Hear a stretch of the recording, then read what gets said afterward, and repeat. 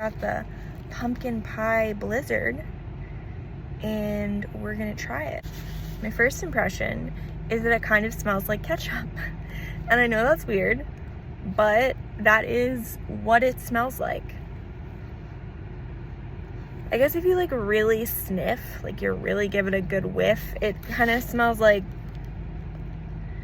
I don't know, like so much cinnamon that like it hurts your nose a little. So let's see. Okay, that's actually like pretty good. Like it actually kind of tastes like pumpkin pie instead of chemical and like Jack Skellington's butt. There are pumpkin pie chunks in here.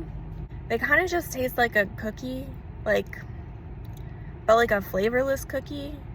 So like I don't really like that, but I'm still gonna eat it because I like crunch.